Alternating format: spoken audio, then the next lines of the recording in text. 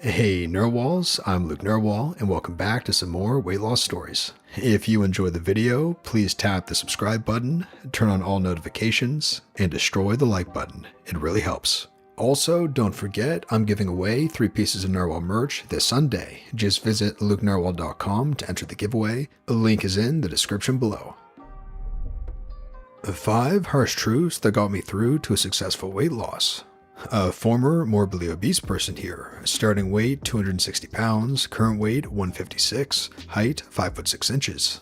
Losing weight is one of the most hardest things you are ever going to do in life, and it's because you are fighting yourself constantly, and it's not an easy battle. You have to not eat when you feel hungry, you have to exercise every day even if you're hurting from head to toe, and you have to control your cravings even when everyone around you are stuffing their faces. I know personally how horribly hard it is to lose weight, and don't let anyone else tell you otherwise. However, there were a few things that personally helped me a ton to lose weight, and I want to share them with you today.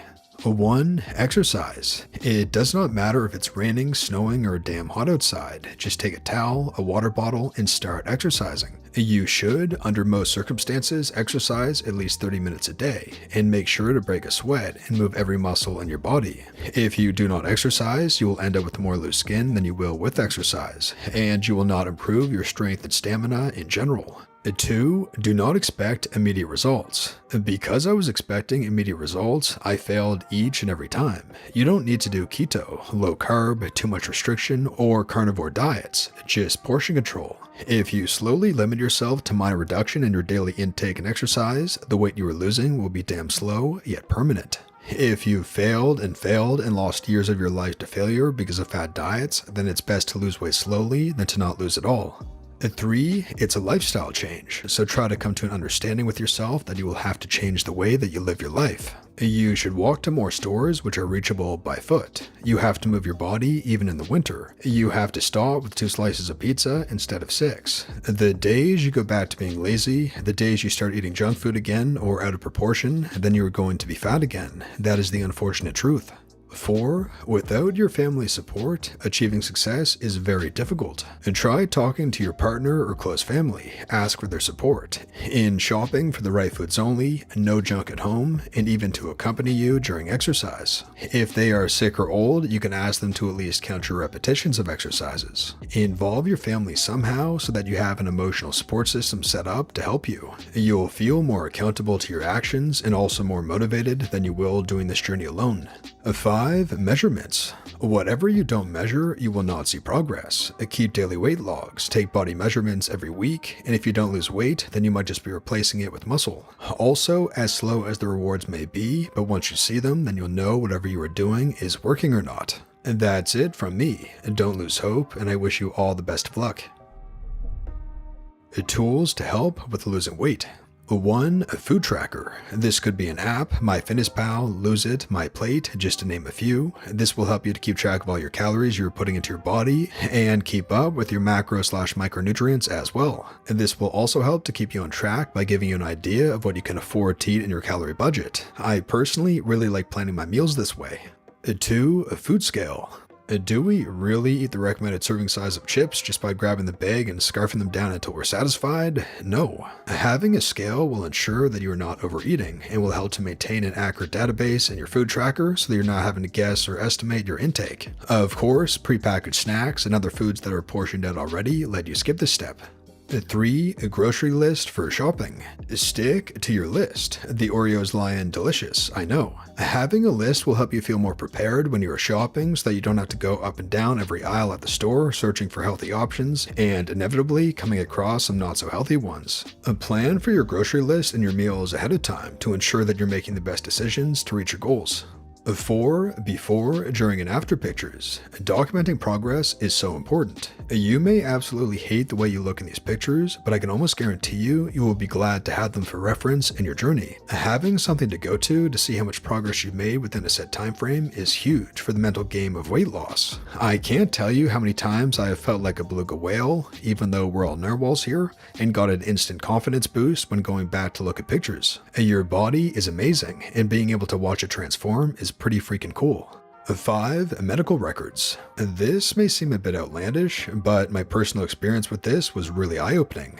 I started to struggle with high blood pressure when I was at my highest weight of 240 pounds, along with some other blood work numbers being a little off from the normal range. Once I had lost about 30 to 40 pounds, I had my blood pressure and blood work done again, and everything has dropped back into the normal range. And being able to see the change in what I feel like is the core of my health was super encouraging for me to keep going. I hope this helps. Anything that is going to keep you encouraged, motivated, and healthy is always a good choice to implement.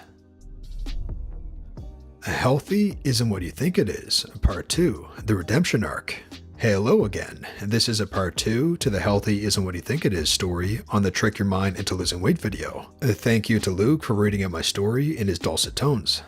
To pick up where we left off, I'd had a history of eating pseudo-healthily with raw veganism when I was a stressed out teenager, with no filter for bad and turned advice. But now, after a bout of binging and getting back to a healthy weight, I found myself in university and had just begun my 20s. I watched some unnatural vegan videos and got more into the idea of veganism as a movement to stand against things you disagree with, rather than a cover for weight loss to assuage people's concerns. I ate a lot more normally for a uni fresher, and in keeping with the broke student lifestyle, ate a lot of pasta with jar sauce, baked beans, and potatoes. I didn't gain any weight because I was doing a good amount of exercise, walking to lectures around campus, gymming a couple times a week, and the occasional weekend hike.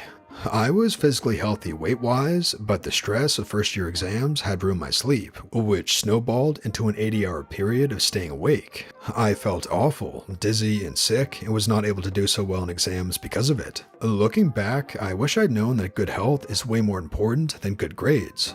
Because of all the stress, I got physically frail. I had always had asthma, but I was fit to the point that it rarely caused a problem unless it was very cold that winter. But that year, I got ill. I was at my boyfriend's grandparents' house for a visit, and as we were saying goodbye, I collapsed and ended up going to the hospital. It turns out I had a nasty lung infection, for which they gave me antibiotics and steroids and told me to take it easy.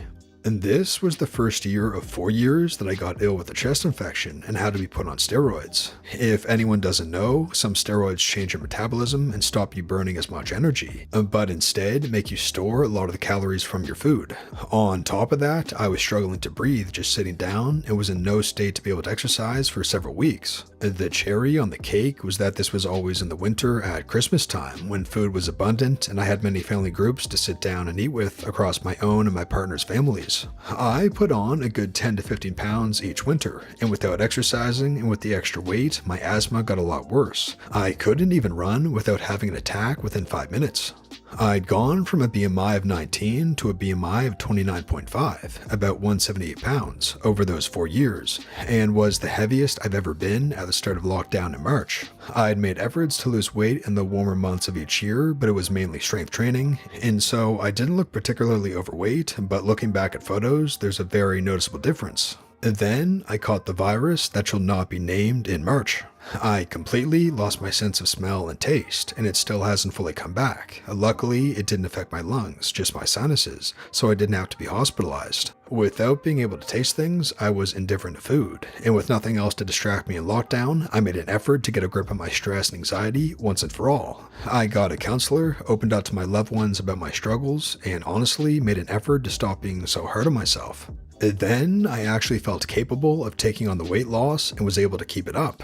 I'm still not through this part of the story, but nowadays I exercise a good amount, a mix of weights to feel stronger and see muscles, and do gentle cardio like walking or hiking to de-stress. And I'm doing calories in, calories out at about a 500 kcal deficit, sometimes a bit more, sometimes a bit less. I'm down 14 pounds to 164, and have another stone to go before I'm at a healthy weight. It's taken me since March to lose this, and I'm expecting to lose the rest of it by next March.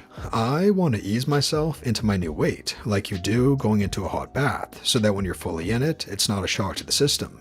I want to intuitively keep the weight off for the rest of my life, so I plan to slowly lose the last 14 pounds and then calorie count my maintenance for a while and steadily ease myself off counting altogether. I know it sounds like a long time, but honestly, when I look back at how I put on that 50 to 60 pounds on over 4 years, taking this next year to try and make it better is more than warranted for something that could last for the rest of my life. I also have a bonus goal of not going to the hospital this year for winter flu turning into bronchitis. A flu shot done, and I'm being careful to stay warm, hydrated, well slept, and de-stressed, on top of exercising to get my lungs into the best shape they can be. I feel like a bear stocking up on health before a Christmas hibernation. I'm looking forward to making another post next spring to see if I made my goal and reflect on how I'm doing now with hindsight. And good luck to everyone this winter, particularly my asthmatic pals out there. And good luck to all the narwhals through Halloween, Hanukkah, and Christmas tree temptations. And no shame in slipping up. We all do it, and I know it might be particularly hard on people who aren't able to see their families this year. My heart goes out to you, and I hope you will still manage to have a great winter at a distance. These crazy times won't be forever, and just know that people out there love and care about each and every one of you, even if they can't show it in person. And good luck, narwhals. Peace. And that brings us to the end of the video, narwhals. If you enjoyed this video, be sure to give it a like and subscribe for more weight loss stories just like this. And once again, I'll be giving away 3 pieces of narwhal merch this Halloween. The winners get to choose any piece of merch from our shop, a shirt, sweater, or hoodie. To enter the giveaway, just visit lukenarwhal.com/giveaway. The link is also in the top comment and description below.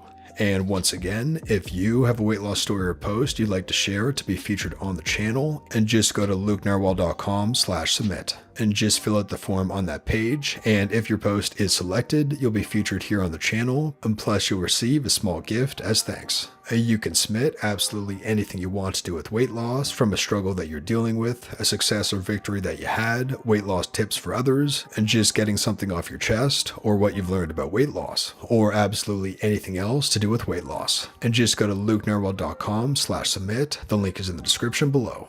And this has been your host, Luke Narwhal, and until next time, have a good one, narwhals.